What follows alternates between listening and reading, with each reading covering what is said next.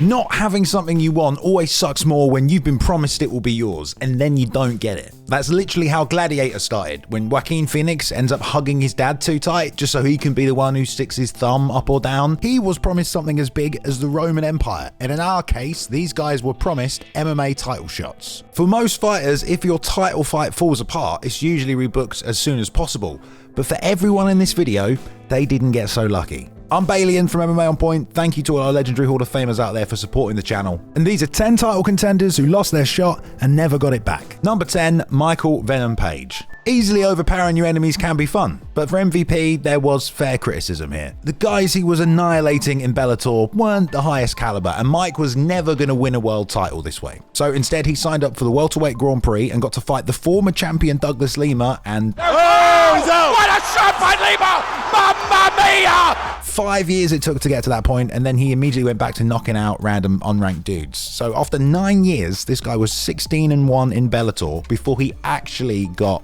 an official title shot. And then it completely fell apart out of his control. 2 months out, the Bellator champion Amosov announced he was pulling out of the fight because of the ongoing war in his home country. Bit disastrous for MVP, and it meant he was going to have to wait, maybe for quite a long time. And instead, Bellator changed the fight to an interim shot against Logan Storley.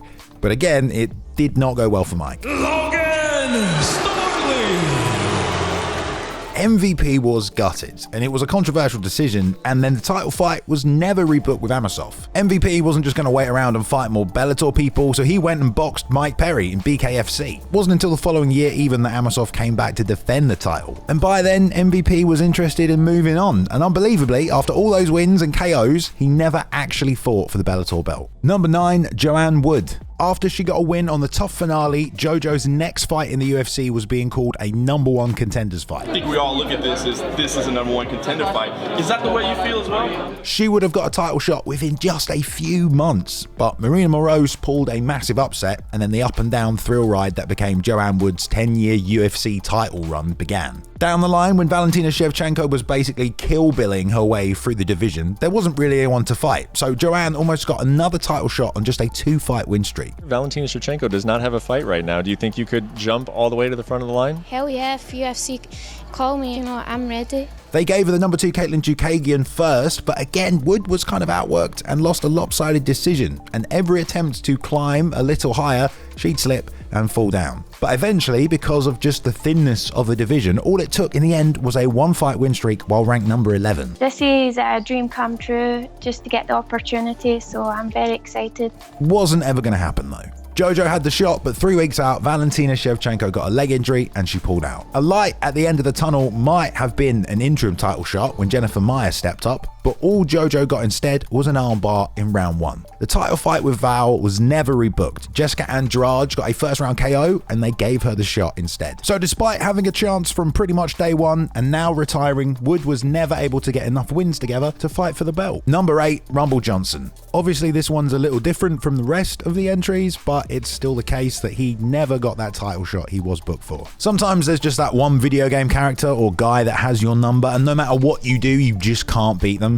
Well, that guy was DC for Rumble Johnson. He tried twice, but maybe realized he was never going to win the championship, and he even ended his career in the UFC before having another go. But just like any knockout machine sent through time, he was back a few years later, and over in Bellator, where he might actually become a world champion for the first time. And in the Bellator Grand Prix, anything can happen. He drew the champion in round 2. Vadim Nemkov, though, had been under the tutelage of Fedor like some anime character prodigy and hadn't lost in Bellator after 6 years. He'd even got past Phil Davis and Ryan Bader. It didn't feel like anyone on the roster could even beat him. So when Rumble was booked, finally Bellator fans had something to watch, a test for their champion. And his belt was on the line in every round of the tournament. But under serious and tragic circumstances, Anthony Johnson would pull out of that fight, and it was never rebooked because he was sadly never well enough to fight again. He'd contracted a form of cancer and passed away just over a year later. Rest in peace to that man. Number 7, a lot of dudes against Jose Aldo.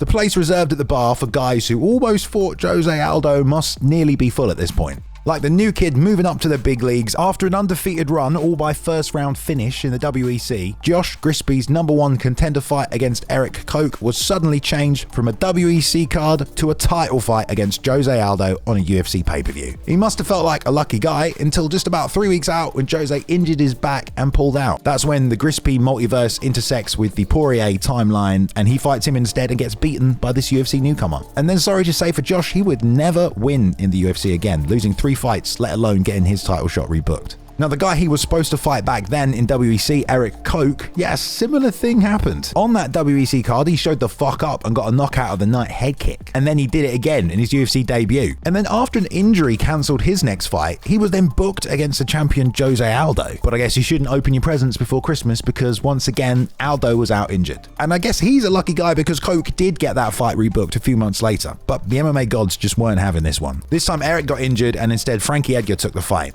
But here's where things also get a bit screwy because Aldo then pulls out against Edgar, and instead of rebooking Koch, the UFC just booked Frankie versus Aldo, and Eric has to fight Ricardo Lamas, and he's savagely knocked out in the second round. The UFC level just proved to be a bit too much for Eric, and in the end he never got back to contention. Now the other guy who almost fought Aldo was Anthony Pettis, and this one sucked a lot because it was 2 of the greatest strikers of all time in their prime, and while waiting around for his own title shot at 155, Pettis called out Jose Aldo, but he couldn't go through with it because he banged up his knee. So the Korean Zombie got a title shot instead, and Anthony returned to the lightweight division and technically got a title shot there instead. It's a lot of dudes that nearly fought Aldo, I guess.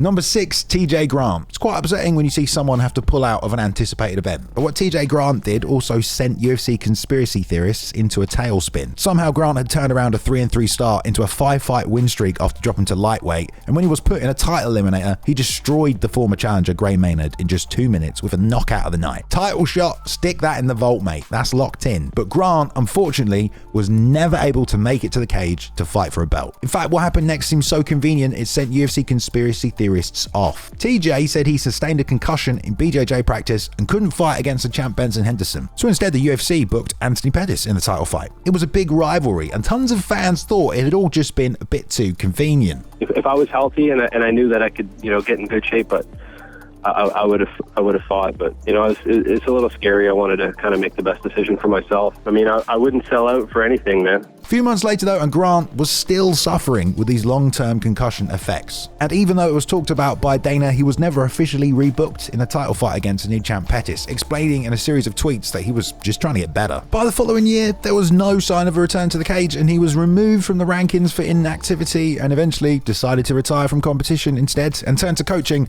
having never got his title shot. Number 5, Nick Diaz versus Eddie Alvarez. Fans of the sport might have heard of Elite XC, a promotion mainly known for putting on Kimbo Slice fights in the late 2000s, but they also wanted all those people he brought to the Coliseum to start cheering for the other guys. And when they announced Elite XC a Night of Champions, the hardcore MMA fanbase had a legit reason to be excited. 2 title fights headlined the card, the defending Robbie Lawler and a showdown for the lightweight strap between Nick Diaz and the underground king Eddie Alvarez. What a fight that was going to be, with everyone waiting to see Nick again now on a knockout streak and more momentum than ever, and Eddie then 15-1 after making it to the finals of the Dream Lightweight Grand Prix and decimating guys on the way. I would rather have seen this fight than get a Wesley Snipes Blade remake, and that is saying a lot. Just like that remake though, it was never more than a dream. Elite XC were actually now $60 million in debt just after 2 years. They'd lost all their investors after they'd been accused of influencing the result of the Kimbo Slice Seth Petrozelli fight just months before. That's fucking illegal. And so Elite XC, a Night of Champions, was cancelled, and neither man would be rebooked in a title fight as the promotion simultaneously closed its doors forever. Eddie did instead challenge Shinya Aoki for the WA MMA lightweight title in Japan on New Year's Eve, but he immediately got heel hooked, while Diaz instead joined Strikeforce and continued his legendary win streak. Would love to have seen that fight though. Number 4, Dan Henderson. You could fill a bathtub with the amount of gold titles Dan Henderson has won outside the UFC, but he will forever be looked at as one of the best guys to never win the belt that matters the most. Not that he wasn't booked in several opportunities. I'm sure among UFC executives they certainly profited when Pride shut down in 2007, but someone else who got a hell of a lot out of it was Dan Henderson. He was a champion in 2 of their weight classes, so it meant he got 2 title shots in the UFC. He did lose both of them though, but he kind of pulled the same move 2 years later. Went away and collected the Strikeforce light heavyweight title, then came back to the UFC looking to fight the champ again. Fans basically then got to watch a Spielberg war scene play out in the octagon when he fought Shogun Rua in his return before he was booked against John Jones at the now cursed UFC 151.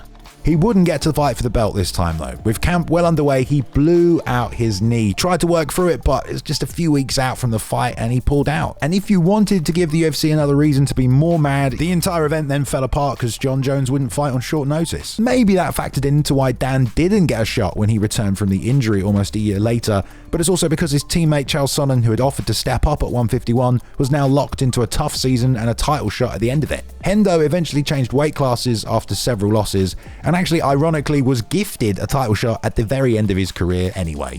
Number 3, Josh Barnett. The path of the Ronin has had several movies made about it. The exiled samurai who has to go his own way. It's kind of how fans viewed Josh Barnett's career after he popped for steroids and had to leave the UFC. If he didn't start racking up finishes in Japan though, he might not have won those fans back. To prove he was still the best, he had to beat Fedor though. He moved to Fedor's front yard in Pride and started finishing Contenders, but always lost the key fights that would have gotten him a shot against the guy. It then took 3 more years, but Barnett vs Fedor was eventually booked for Affliction 3 and for the heavyweight title. But just 11 days out in what became a horror scene for Affliction, Josh again in a title fight tested positive for steroids. The entire card was cancelled. Affliction said they couldn't find a big enough draw that could replace Josh. The media said Showtime had wanted to pull out, and fan conspiracy theorists thought Dana had something to do with it, as the same day an apparel deal between Affliction and the UFC was announced. Either way, almost everyone else on the card's fight was rebooked, either in the WEC, Strikeforce, or even the UFC.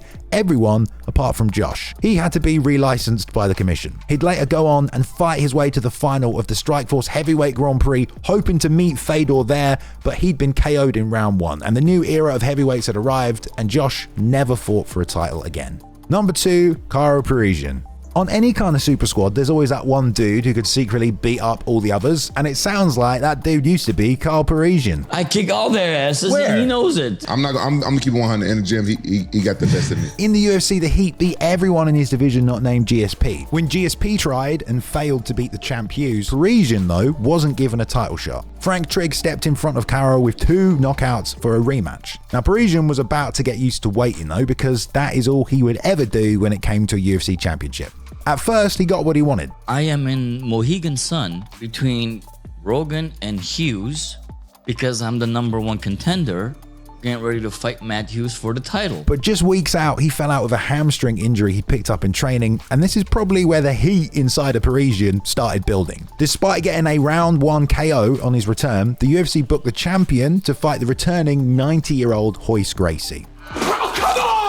Instead of getting his title shot, Karo now had to fight the undefeated kid, Diego Sanchez, and he lost. But here's where the resentment really kicks in. Perisian does nothing but win, while GSP drops his belt to Matt Serra. And then instead of booking Perisian against Serra, Matt Hughes was given another chance to win back his title. Although that fight also never happened. And by that point, he was pretty much ready to go full Joker and watch the UFC burn. By now, he's 8-1 in the UFC since losing to St. Pierre, but again, has to take on a young contender in Thiago Alvarez and gets beaten. And by then, I think the heat had died down. Despite being one of the best in his day, we never got to see him fight for a belt. Number 1, Tony Ferguson. Closing the cage on a Tony Ferguson fight at one point had the same aura as when a slasher villain appeared on screen. In the middle of this insane UFC win streak where he carved opponents up like soft cheese, he sliced through 9 opponents, and then the UFC were desperately trying to book Khabib vs Tony for a #1 contender fight. Well, how hard can it be? Don't say that! That's when Nurmagomedov pulled out at the last minute because of a weight cutting issue.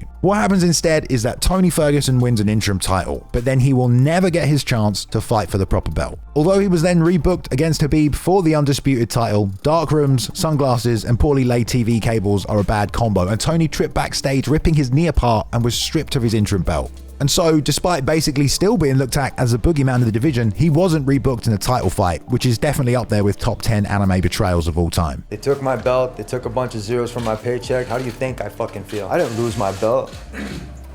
They took it from me.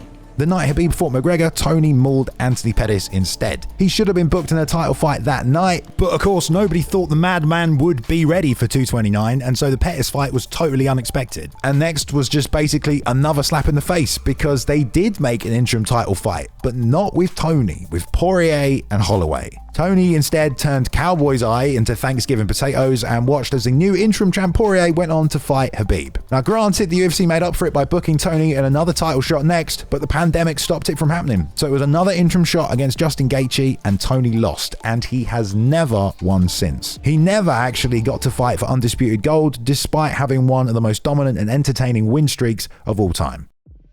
All right, I hope you enjoyed this one. Some injustices being handed out by the UFC. Tell us now, who do you think deserved the title shot the most? We want to know down below. I do want to say thank you to the editor of this video as well, Max Randall. Max, thank you as always. Check out his social media or check out his YouTube channel. Shout out as always to our Hall of Famers. Thank you guys for supporting the channel. We appreciate it every single month. If you want to join them, guys, the link is down below. The button's down below. Click it. You can find out more. Or subscribe if you're not subscribed, guys, as well. We put out so many videos all the time. It's a way to stay up to date, get notified so you don't miss one. But I will catch you in the next one. Thanks very much, guys. Goodbye.